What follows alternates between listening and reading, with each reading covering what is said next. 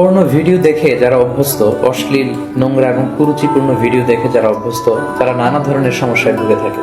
এই পর্নোগ্রাফি রয়েছে অনেক ধরনের ক্ষতিকর দিক। তারা তাদের ব্যক্তিগত জীবনে যেমনি ক্ষতিগ্রস্ত হয়, তারা তাদের বৈবাহিক জীবনে যেমনি ক্ষতিগ্রস্ত হয়, তারা সামাজিক জীবনে এবং ধর্মীয় দিক থেকেও তারা প্রচন্ড ক্ষতিগ্রস্ত হয়। এ পর্যায়ে আমরা বলবো পর্নোগ্রাফি দেখার ফলে একজন ব্যক্তি কি কি ক্ষতির সম্মুখীন হয়। সর্বপ্রথম যে ক্ষতিটির সম্মুখীন সেটি হচ্ছে সেই ব্যক্তি তার আত্মাকে কলুষিত করে দিচ্ছে। ফলে কোনো ইবাদতে সে মজা পাবে না, সে সালাত আদায় করে মজা পাবে না, সে কোরআন তেলাওয়াত করে মজা পাবে না, সে তাসবিহ করে মজা পাবে না। এবং আল্লাহ তাআলার ক্রোধ সে অর্জন করছে আল্লাহর রহমতের পরিবর্তে, আল্লাহর লানত তার উপর বর্ষিত হচ্ছে। এবং মানুষের দেহের যতগুলো অঙ্গ রয়েছে তার মধ্যে থেকে সবচাইতে দামি অঙ্গ হচ্ছে তার আত্মা। And pornography is damaging your soul. বিষ্ণু ইসা ইসলাম বলেছেন, আলা ইন্না ফিল জাসাদি মুদগা ইযা সালাহাত সালাহাল জাসাদু কুল্লু ওয়া ইযা ফাসাদাত ফাসাদাল জাসাদু কুল্লুহু আলা ওয়া হিয়াল কলব। জেনে রাখো, নিশ্চয়ই মানব দেহে একটি গোশতের টুকরো রয়েছে যেটি দেহের সবচেয়ে দামি অঙ্গ। এই অঙ্গটি যদি পরিচ্ছন্ন হয় পুরো দেহটি পরিচ্ছন্ন থাকে, এই অঙ্গটি যদি নষ্ট হয়ে যায় পুরো দেহটি নষ্ট হয়ে যায়, আর সেটি হচ্ছে তোমাদের আত্মা। In the day of judgement আমরা যখন আল্লাহ তাআলার কাছে হাজির হয়ে যাব, আমাদের ক্ষমতা, আমাদের সন্তান, আমাদের সম্পদ কোনো কিছুই আমাদের মুক্তিকে নিশ্চিত করতে পারবে না। কেবলমাত্র যারা প্রশান্ত এবং পরিচ্ছন্ন আত্মা নিয়ে মহান আল্লাহর দরবারে হাজির হবে তার জন্যই আল্লাহ তাআলা ক্ষমার ঘোষণা করবেন। তো পর্নোগ্রাফি ওয়াচাররা সর্বপ্রথম যে ক্ষতিটির সম্মুখীন হচ্ছে সেটি হচ্ছে তারা তাদের আত্মাকে নষ্ট করে দিচ্ছে, যেটা মানব দেহের সবচেয়ে দামি অঙ্গ।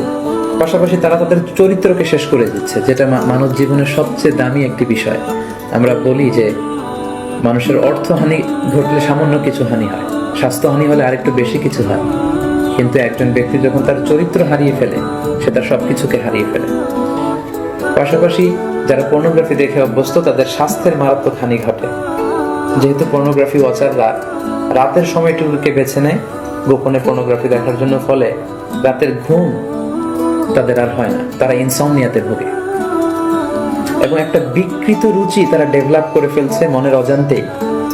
মহান আল্লাহ তাআলা বিবাহের মাধ্যমে, পবিত্র বন্ধনের মাধ্যমে একজন প্রাপ্তবয়স্ক নারী এবং পুরুষ তারা তাদের জৈবিক চাহিদা মেটাবে, এটাকে আল্লাহ বৈধ করেছেন। কিন্তু বিয়ের অনেক আগেই যখন তারা এই যুগল দৃশ্যগুলো ভিডিওতে দেখে, বলা আয়াতু বিল্লাহ নাউযু বিল্লাহ, তখন মনের অজান্তে একটা বিকৃত রুচি তারা ডেভেলপ করে। তারা তখন আর স্বাভাবিক মানুষ থাকে না, অস্বাভাবিক মানুষে পরিণত হয়। এবং পার্সোনালি আমরা অনেকের কাছ থেকে এরকম প্রশ্নও পাই যে আমি আসলে পর্নোগ্রাফি দেখতে চাই না, আমি এটাকে অপছন্দ করি, কিন্তু একবার দেখতে শুরু করার কারণে আমি এ থেকে বেরিয়ে আসতে পারছি না, আমি নিজেকে সাহায্য করতে পারছি না, এবং এই পৃথিবীর যে কোনো বিষয়ের ব্যাপারে আমি আগ্রহ হারিয়ে ফেলেছি, আমার সুইসাইড করতে মন চাচ্ছে। এরকম মেন্টাল ডিপ্রেশনেও কিন্তু তারা ভুগে থাকে। পর্নোগ্রাফির আরেকটি গুরুত্বপূর্ণ ক্ষতিকর দিক হচ্ছে এই পর্নোগ্রাফির ফলে সেক্সুয়াল ক্রাইম সমাজে বেড়ে যাচ্ছে। In every sexual crime there is a pornography behind it. কারণ মানুষ যখন পর্নোগ্রাফি দেখে এবং সেটা থেকে যখন সে স্বাদ নেয়, মজা নেয়, তখন সে তার ব্যক্তিগত লাইফে সেটাকে প্র্যাকটিস করতে চায়, যার ফলে ধর্ষণের মতো এত জঘন্য কাজকে সে বেছে নেয়, চাইল্ড অ্যাবিউজের মতো, উইমেন অ্যাবিউজের মতো জঘন্য কাজগুলোকে সে বেছে নেয়। এজন্য সমাজে যত ধরনের সেক্সুয়াল ক্রাইম দেখা যাবে, গবেষণা করলে দেখা যাবে তার পেছনে রয়েছে পর্নোগ্রাফি।